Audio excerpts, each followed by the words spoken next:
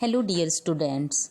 Today we will read chapter 10 in geography and this is life in the deserts. In this chapter we are going to read different kind of desert. One is hot desert and another is cold desert. As you have read in chapter 5 that water means life. Water means life to plants, animals and people. Water is very necessary for everyone, for human beings, for the animals. It is difficult for anyone to live in places where there is no water to drink, where there is no grass for their cattle to feed on, and where there is no water to help the crops to grow. बहुत मुश्किल होता है उन जगहों पर रहना जहाँ पानी की कमी हो, ना पीने के लिए पानी हो, ना जहाँ पर ना प्लांट्स ग्रो करते हों और ना ही ग्रासेस ग्रो करती हो कि एनिमल्स जो कैटल्स होते हैं वो फीड कर सके, या फिर वाटर की स्कैरसिटी की वजह से वहाँ पे क्रॉप्स ना ग्रो करे. ऐसी जगहों पर रहना काफ़ी मुश्किल होता है. Now we will learn about the places in the world where people have learned to cope with extreme harsh temperatures, in some places as hot as fire and some as cold as ice. In this chapter we are going to read the places in the world where जहाँ पे जो लोग हैं वो इस तरह के extreme और बहुत ज़्यादा हार्श टेम्परेचर में भी वहाँ पर रहना सीख जाते हैं, वहाँ के टेम्परेचर के अकॉर्डिंग अपने आप को अडप्ट कर लेते हैं. कुछ ऐसी जगह होती है जहाँ पर जला देने वाली गर्मी होती है और कुछ ऐसी जगह होती है जहाँ जमा देने वाली बर्फ़ होती है. These are the deserts area of the world. ये दुनिया के डेजर्ट एरिया होते हैं. Hindi meaning of desert is रेगिस्तान. डेजर्ट वो एरिड रीजन होता है जहाँ एक्सट्रीमली हाई और लो टेम्परेचर होता है और जहाँ पर वेजिटेशन की स्कैरसिटी होती है, स्केयर वेजिटेशन होता है जहाँ पर. Depending on the temperatures there can be hot desert और कोल्ड डेजर्ट. डेजर्ट दोनों तरह के हो सकते हैं, हॉट डेजर्ट भी हो सकता है और कोल्ड डेजर्ट भी हो सकता है. The people inhabit these land where little water is available to practise agriculture. ये वो जगह होती है जहाँ पर रहने वाले लोगों के लिए पानी बहुत ही कम मात्रा में, बहुत ही लिटिल क्वांटिटी में अवेलेबल होता है कि वो वहाँ पर एग्रीकल्चर कर सके, फार्मिंग कर सके. First we will discuss about hot desert. If we see the map of the world and continent of Africa, तो हम देखेंगे कि जो सहारा डेजर्ट है उसने नॉर्थ अफ्रीका के एक लार्ज पार्ट को कवर करके रखा है. Sahara desert is the largest desert of the world. It has an area of around 8.54 million square kilometre. And do you know India has an area of 3.2 million square kilometre. It means Sahara desert have more area in the comparison of India. जितना बड़ा हमारा देश है, India का जो area है 3.2 million square kilometre, उसके comparison में जो सहारा डेजर्ट का एरिया है वो 8.54 मिलियन स्क्वायर किलोमीटर है. तो सहारा डेजर्ट बहुत बड़ा है, 2 गुने से भी ज़्यादा बड़ा. जो सहारा डेजर्ट्स है वो 11 कंट्रीज़ की बाउंड्री को टच करता है. And these countries are Algeria, Chad, Egypt, Libya, Mali, Mauritania, Morocco, Niger, Sudan, Tunisia and western Sahara. तो दीज आर द 11 कंट्री जिनकी बाउंड्रीज को सहारा डेजर्ट टच करता है. When you think of a desert, the picture that immediately come to your mind is that of sand. अगर आप किसी भी desert के बारे में कभी भी सोचते हैं तो आपके माइंड में एक ऐसी पिक्चर आती है जिसमें सिर्फ रेत ही रेत हो, बालू ही बालू हो. But beside the vast stretches of sand, the Sahara Desert is covered with. There are also gravel plains and elevated plateaus with bare rocky surface. लेकिन जो सहारा डेजर्ट है उसमें सैंड के अलावा, सैंड ने तो काफ़ी पार्ट को सहारा डेजर्ट के कवर कर रखा है, बट इसके अलावा यहाँ पर कुछ ग्रेवल प्लेन्स और कुछ एलिवेटेड प्लेट्यूज एरिया भी हैं. और इसके अलावा कुछ बेर मतलब जो ऊपर से खाली हैं, ऐसे रॉकी सरफेस भी है, पथरीले सरफेस भी यहाँ पर हैं. दीज रॉकी सरफेसेस में be more than 2500 metre high at some places.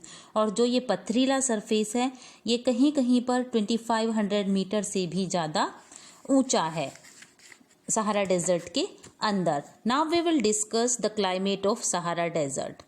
The climate of Sahara Desert is scorching hot and parched dry.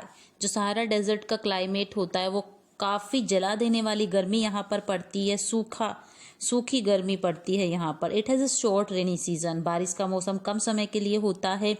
Sky cloudless और क्लियर रहता है और मॉइस्चर इवेपोरेट होता है फास्टर. बाकी जगहों के कंपैरिजन में इवेपोरेट जो होता है वो ज़्यादा होता है यहाँ इवेपोरेशन. डेज बहुत ज़्यादा जो दिन होते हैं उनमें अनबिलीवेबली हॉट होते हैं, सोच से परे गर्म. जो टेम्परेचर होता है दिन के टाइम में वो काफ़ी ज़्यादा होता है. 50 डिग्री सेल्सियस तक टेम्परेचर चला जाता है डेज़ का. काफ़ी गर्मी हो जाती है क्योंकि जो सैंड या बेयर रॉक्स हैं वो काफ़ी गर्म हो जाते हैं सूरज की धूप में. और जो ये which in turn radiate heat making everything around hot. और जो हीट रेडिएट होती है वो हर तरफ, चारों तरफ जो भी चीज़ें होती है आसपास की उन सबको गर्म कर देती है.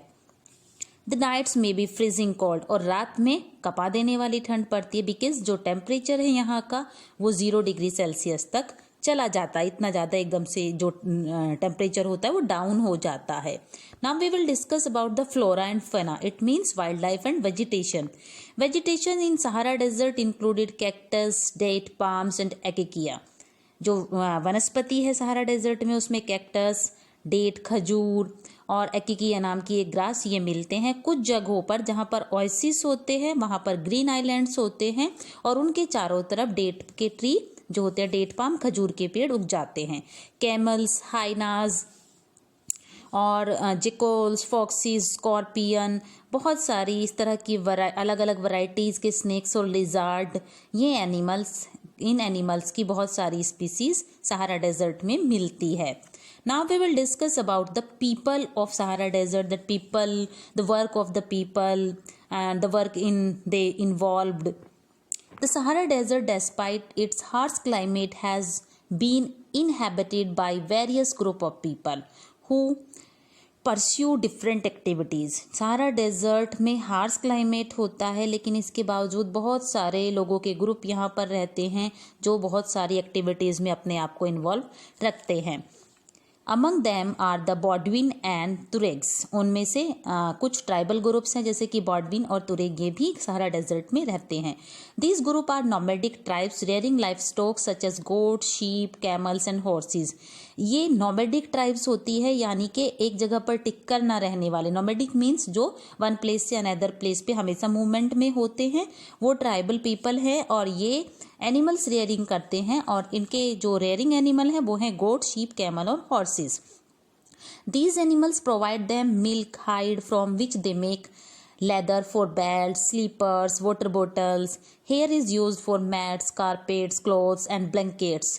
ये लोग इन एनिमल्स से इन्हें काफ़ी चीज़ें मिलती है. दूध मिलता है, इनकी जो हाइड के लिए इनकी खाल मिलती है, लेदर मिलता है जिससे ये लोग बेल्ट्स या स्लीपर्स या वाटर बोतल बनाते हैं. इनके हेयर से मैट, कारपेट और क्लोथ्स और ब्लैंकेट्स बनाए जाते हैं. They wear heavy ropes on protection against dust, storm and hot winds. ये काफ़ी भारी कपड़े पहनते हैं ताकि जो धूल भरी स्टॉर्म, आंधियाँ या तेज गर्म हवाएं चलती है उनसे ये अपने आप को प्रोटेक्ट कर सके. The oasis in the Sahara desert and the Nile valley in Egypt supports settle population. जो सहारा डेजर्ट के ओएसिस एरिया होते हैं, ओएसिस का मतलब है किसी जगह पर नीचे के अर्थ के नीचे से पानी का ऊपर आ जाना, एक तरह से पानी का एक सोर्स.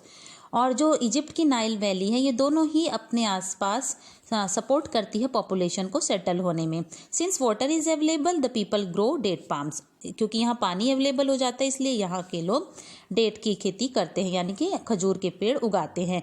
और इसके अलावा यहाँ पर कुछ क्रॉप्स भी ग्रो की जाती है जैसे कि राइस, वीट, बार्ले और बीन्स भी ग्रो होती है. इजिप्ट में कॉटन के लिए इजिप्ट काफ़ी फेमस है और दुनिया भर से यहाँ से दुनिया भर में इजिप्ट से कॉटन को भेजा जाता है. अच्छी क्वालिटी की कॉटन इजिप्ट में ग्रो होती है. The discovery of oil, a product in great demand throughout the world in Algeria, Libya and Egypt, is constantly transforming the Sahara desert. तेल की खोज एक ऐसा प्रोडक्ट जिसकी पूरी दुनिया में डिमांड है। ये अल्जीरिया में, लीबिया और इजिप्ट में लगातार इसका ट्रांसफॉर्मिंग होती रहती है सहारा डेजर्ट के अंदर। दूसरे मिनरल्स जो इम्पोर्टेंट है इस एरिया में मिलते हैं उनमें है आयरन, फास्फोरस, मैग्नीज और यूरेनियम। ये ऐसे मिनरल्स हैं जो सहारा डेजर्ट में मिलते हैं। The culture landscape of Sahara is under going changes. लेकिन जो सांस्कृतिक लैंडस्केप है सहारा के उनमें काफ़ी बदलाव आ गया है। Gleaming glass cased office building tower over mosque and super highways crisscross the ancient camel path। जो कैमल्स के पैरों से बनने वाले जो क्रिस क्रॉस रास्ते थे उन रास्तों ने अब सुपर हाईवेज का रूप ले लिया है। मस्जिदें और कांच के ग्लास की बड़ी बड़ी बिल्डिंग्स यहाँ पर बन गई हैं। Trucks are replacing camel in the salt trade. और जो नमक का व्यापार होता था उसमें कैमल्स की जगह ट्रक्स ने ले ली है। बड़े बड़े ट्रक ने कैमल को रिप्लेस कर दिया है। Tuaregs are seen acting as guide to foreign tourist. और जो तुरेग ट्राइबल पीपल हैं वो आपको यहाँ पर एज ए गाइड, जो फॉरेन टूरिस्ट यहाँ पर आते हैं घूमने के लिए उन्हें एज ए गाइड करते हुए नजर आएंगे। More and more nomadic herdsman are taking to city life, finding jobs in oil and gas operation. बहुत सारे जो नोमैडिक हार्ड्समैन थे, जो घुमक्कड़ चरवाहे थे, एक जगह से दूसरी जगह घूमकर एनिमल्स रेयरिंग करते थे, उन्होंने शहर के जीवन को अपना लिया नई नई नौकरियों की तलाश में। और वो जाके ऑयल या फिर गैस की जो भी फैक्ट्रीज थी या फिर कंपनीज थी उनमें जाके उन लोगों ने वर्क करना स्टार्ट कर दिया। और second desert is cold desert Ladakh. First we have discuss about hot desert Sahara, now we will discuss about cold desert Ladakh. Ladakh is made up of two words, la meaning mountain, pass and dak meaning country, यानी कि a country which have mountains. Ladakh is a cold desert lying in Great Himalayas on the eastern side of Jammu and Kashmir। Ladakh एक cold desert है, एक ठंडा रेगिस्तान है जो great Himalayas में है और ये जम्मू कश्मीर के ईस्टर्न में लोकेटेड है। Karakoram range in the north and Zanskar mountain in the south enclose. इसके उत्तर में काराकोरम पर्वत श्रृंखला है और इसके दक्षिण में जेंस्कर माउंटेन्स हैं। बहुत सारी रिवर्स लद्दाख से फ्लो करती है, लद्दाख से बह के आती है। इंडस इनमें सबसे इम्पॉर्टेंट हैं। The river from deep valley and gorgeous, जो नदियां हैं वो गहरी खाइयों से निकल के आती है, से गहरी खाइयों से होके भी बहती हैं। बहुत सारे ग्लेशियर हमें लद्दाख के अंदर मिल जाएंगे। एग्जाम्पल के लिए जो फेमस ग्लेशियर है लद्दाख का वो है Gangri glacier. The altitude in Ladakh varies from about 300 meter in Kargil to more than 3,000 meter in Kargil and more than 8,000 meter in the Karakoram. जो एल्टीट्यूड है, जो हाइट है लद्दाख में वो अलग अलग जगह पर अलग अलग है। जैसे कारगिल के अंदर ये 3,000 मीटर है लेकिन काराकोरम में ये 8,000 मीटर तक ऊंचा है। Due to its high altitude the climate is extremely cold and dry. इसके हाई एल्टीट्यूड की वजह से, इतनी ज़्यादा हाइट की वजह से यहाँ पे काफ़ी ज़्यादा ठंड पड़ती है, सूखी ठंड पड़ती है। The air at this altitude is so thin that the heat of the sun can be felt intensely. जो यहाँ हवा चलती है, जो एयर चलती है वो इतनी थिन हो जाती है, इतनी पतली हो जाती है कि सन की जो रेजेस होती है वो उसके आर पार निकल जाती है और काफ़ी ज़्यादा तेज सूरज की धूप महसूस होती है। समर के अंदर जो डे का टेम्परेचर होता है वो 0 डिग्री के नीचे ही से ऊपर होता है, लेकिन रात के टाइम में ये टेम्परेचर -30 डिग्री सेल्सियस से भी नीचे चला जाता है।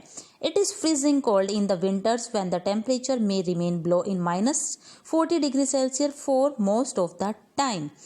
फ्रीजिंग विंटर के मौसम में, सर्दियों के मौसम में यहाँ कपा देने वाली ठंड पड़ती है और टेम्परेचर भी काफ़ी -40 डिग्री से भी नीचे चला जाता है। At it lies in the rain shadow of Himalayas there is little rainfall. ये हिमालय के शेडो में, परछाई में पड़ते इसलिए यहाँ काफ़ी कम बारिश होती है और हर साल सिर्फ 10 सेंटीमीटर से भी कम बारिश यहाँ पर होती है। ये एरिया काफ़ी ठंडी हवा यहाँ पर चलती है और सूरज की जला देने वाली गर्मी भी पड़ती है। You will be surprise to know that if you sit in the sun with your feet in the shade you may suffer from both sunstroke and frostbite at the same time. और आपको आश्चर्य होगा कि अगर आप धूप में बैठते हैं और अपने पैरों को छाया में रखते हैं तो एक ही टाइम पे आपको दोनों चीज़ों को फील करेंगे आप, सनस्ट्रोक को भी और फ्रोस्ट बाइट को भी, यानी कि सर्दी और गर्मी दोनों को। जो आपका शेड में, जो छाया में जो आपके पैर होंगे उनमें आपको फ्रोस्ट बाइट महसूस होगा, ठंडक महसूस होगी, लेकिन जो हिस्सा आपका बॉडी पार्ट आपका सन की रेजिस में होगा, धूप में होगा, वहाँ पे आपको सनस्ट्रोक फील होगा, सूरज की तेज चुभने वाली धूप आपको महसूस होगी। Ladakh is also known as Khapcha Chan. Khapcha Chan का मतलब होता है स्नो लैंड, यानी कि बर्फ की भूमि, बर्फ की land. Now we will discuss about the flora and fauna of Ladakh. Do you know Chiru is the Tibetan antelope is an endangered species and it is hunted for its wool known as shahatosh which is light in weight and extremely warm. आपको पता है Chiru एक Tibetan antelope होता है और जो एक endangered species है। इसका हंट इसलिए किया जाता है क्योंकि इससे जो मिलने वाली वूल है वो काफ़ी वेट में लाइट होती है और बहुत ज़्यादा गर्म होती है और उस वूल को शाहतोस नाम से जाना जाता है। Due to high aridity the vegetation is sparse. ये काफ़ी ऊंचाई पर है तो यहाँ पे वेजिटेशन की कमी है। There is scanty patches of grass, कहीं कहीं पर ही ग्रास के आपको जगह मिलेगी। एनिमल्स के लिए शब्स, ग्रेजिंग के लिए शब्स यहाँ पर ग्रो कर जाती है। Group of willow and poplar are seen in the valley, और इनकी घाटियों में, इनकी वैलीज में आपको पॉपुलर और विलो के पेड़ के झुंड मिलेंगे। समर के दौरान जो फ्रूट ट्रीज होते हैं जैसे कि एप्पल, एप्रीकोट और वॉलनट यहाँ पर काफ़ी ब्लूम करते हैं। बहुत सारी बर्ड की स्पीसीज लद्दाख में देखने को मिलती है। Robins, redstarts, Tibetan snowcock, raven and hoopoe, ये कॉमन बर्ड्स हैं जो हमें इन एरियाज में मिलती है। Some of these are migratory bird, इनमें से कुछ बर्ड माइग्रेटरी बर्ड्स होती है। माइग्रेटरी बर्ड्स मतलब जो सीजन के अकॉर्डिंग यहाँ पे आती हैं या फिर यहाँ से उड़कर दूसरी जगह पर चली जाती हैं। The animals of Ladakh are wild goats, wild sheep, yak and special kind of dogs. Ladakh में जो एनिमल मिलते हैं उनमें वाइल्ड गोट्स, शीप और याक आते हैं और एक स्पेशल काइंड के डॉग्स भी यहाँ पर मिलते हैं। The animals are rare to provide for the milk, meat and hides.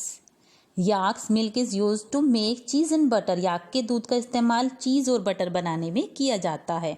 इसके अलावा शीप और गोट के हेयर से वुलन क्लॉथ्स बनाए जाते हैं। Now we will discuss about the people of the cold desert Ladakh. Do you find any resemblance between the people of Ladakh and the inhabitants of Tibet and central Asia?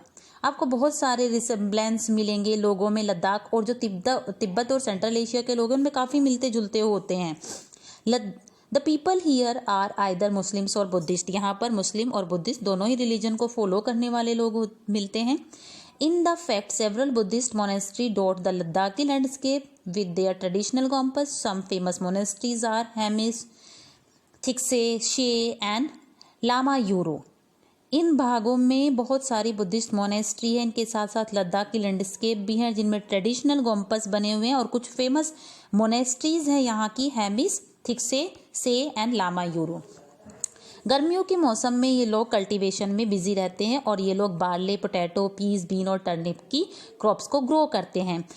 Winter के months में काफ़ी harsh हो जाता है winter के months, और अपने आप को एंगेज रखने के लिए ये लोग सारे फेस्टिवल और सेरेमनीज विंटर सीजन में ही सेलिब्रेट करते हैं।